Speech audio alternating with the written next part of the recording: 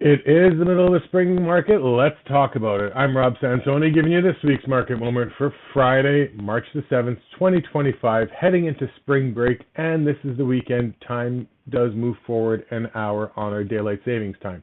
But let's talk about the real estate market. Well, from week over week, there's not much really to talk about. Hasn't been a big change in numbers overall.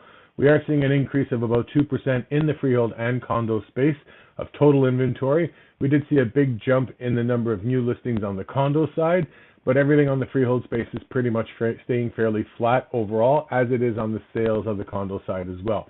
We haven't seen the numbers that we have been expecting. Usually from January to February, sales are usually up by over 40%. This year they're under 5. Average prices usually are up from January to February by 5, 6, maybe even 7% on average. This year it's under 4. There are some changes that we are happening. I will attribute it to Donald Trump. I will attribute it to an Ontario provincial election. I will attribute it to tariffs that are going on. There's a lot of changes happening, and everyone's kind of wondering what's going to happen next.